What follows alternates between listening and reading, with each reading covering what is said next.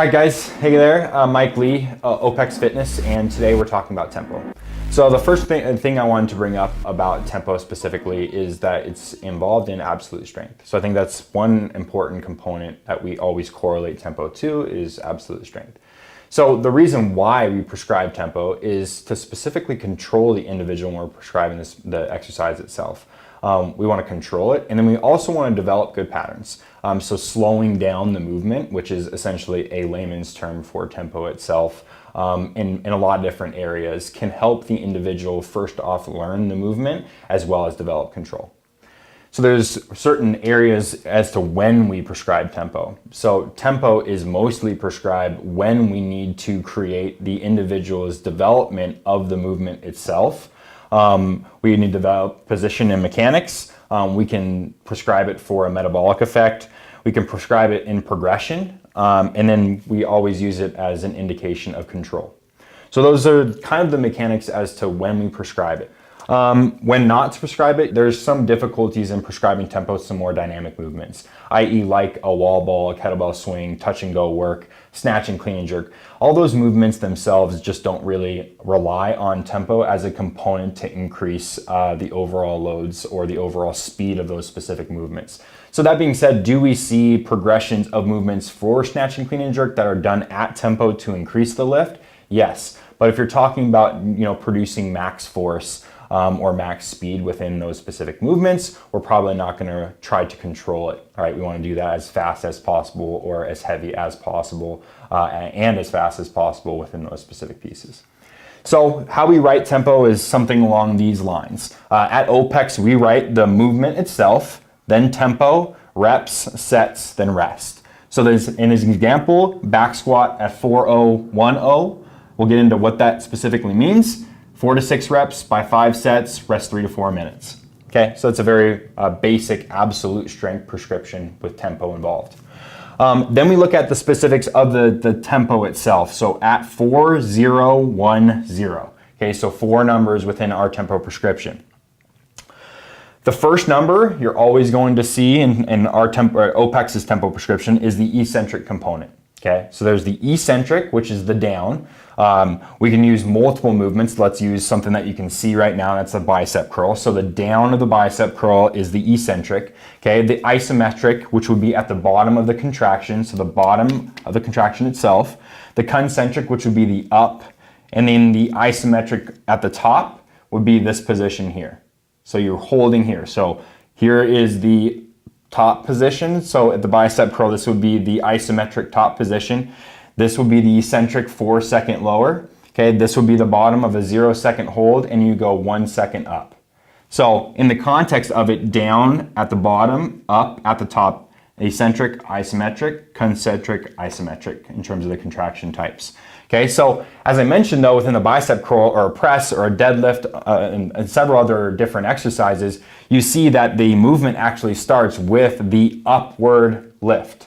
Okay, so that being said, if you think about a press, for example, you're doing the concentric portion first, but it's always written in this context. So for the squat itself, you can see it's very simple. It's 4 seconds down. There's no pausing at the bottom. You're trying to go as fast as possible up or 1 second up, and then 0 seconds rest at the top. So there's a couple different examples that gives you an idea of how we write tempo as well as how it can be incorporated into an absolute strength prescription. So another main reason that tempo is applied is we want to create force development, right? So if we're thinking about the idea of pausing at the bottom of a squat and then having to get up at a complete dead stop, it's a very different contraction type and a different amount of force that's applied from someone that doesn't take any pause at the bottom and gets up out of the squat. So there's different areas in different ways we incorporate that into program design. And it's important to know when to prescribe it for the right individual. In terms of timing of the season, it's very important. When you have someone that's maybe closer to a competition setting, we're not necessarily potentially doing a ton of tempo work. Because that being said, you want that person to maybe get as strong as possible or be doing the reps as fast as possible. So you're not necessarily trying to control their overall mechanics and control the force that they're trying to imply on the bar. If you're saying they need to go for a max clean and jerk, you don't necessarily want to try to slow them down, right, in the overall continuum of like force development. You want them to put as much force as possible into the barbell. So the other instance, force development on why we do it versus the 4 time setting. So usually tempo work is not involved in a 4 time setting. So if we're trying to do anything for maximal speed, or we're trying to get through it as fast as possible, we're not necessarily going to include tempo as a component to slow people down. So that's 2 things, that you can look at with tempo, and kind of the contrast between, when it's applied and when it shouldn't be applied. In season timing, I kind of mentioned this, but if you think about the open parameters as this individual's goal for the season, we're probably going to steer away from a ton of tempo work because of the amount of time under tension is applied for when you do a back squat at 4010. So if you think of a person that can dig fairly deep in their nervous system, when they do 4 seconds down on a back squat, it takes a lot to control that eccentric component. So a lot of times when we just say build to a tough double, that individual comes in knowing that they don't have to control it on the way down. They can develop a lot of force. They can use that balance to get up, right? They're not so concerned with trying to control the eccentric component, which can take away some energy in the overall context of them being able to produce maximal load.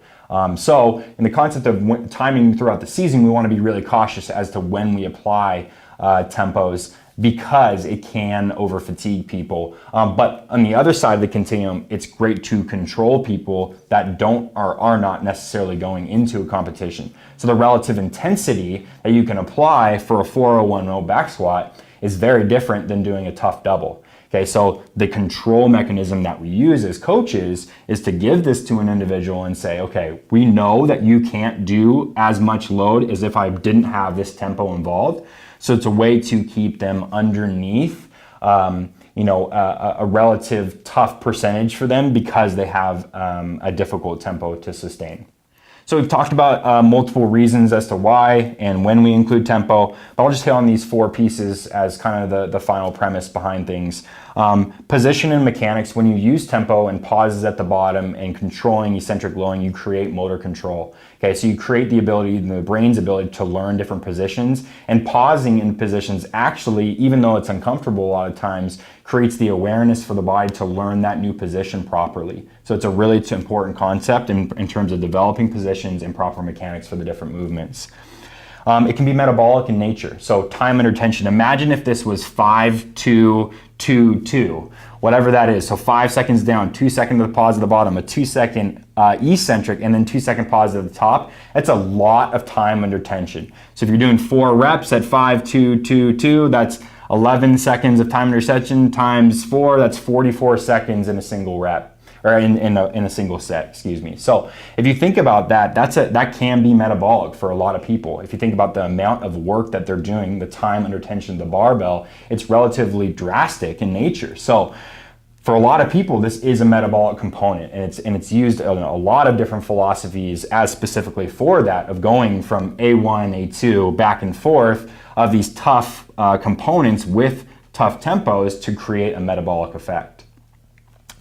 Progression, I put one that's real simple based upon the example I gave today, but 4010, 3010, 2010. So it allows a coach to say, you're going to do 8 to 10 reps for the next 3 weeks at these specific tempos. And now you can see that at the difference in load between 4 seconds and 3 seconds obviously is going to go up. Right, they're going to be able to do more load because there's less tempo, right? Or there's less of a component of the eccentric. So we want to see this as a control point for coach to say this is progression. So if that person's increasing load and then we test, we have a great progression to then look at and say, okay, they did get stronger. So it's analysis for us to say, okay, they got stronger. We weren't just manipulating rest times just to say they feel stronger. This actually shows in progression that the load they're lifting is increasing, which in basic strength training protocols is exactly what we look for, either increasing reps and sets or increasing load over the continuum of the progression.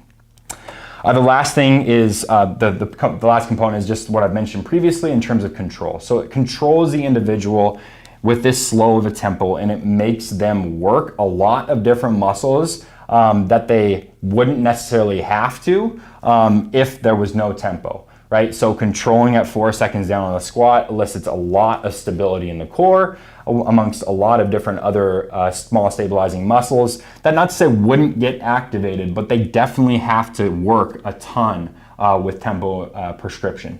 So we can control individuals on the way down or on the way up or at the bottom to elicit the right dose response from the exercise. So that, guys, is pretty much just a basic parameter of tempo and gives some good ideas and some good premises into why we use it for absolute strength training.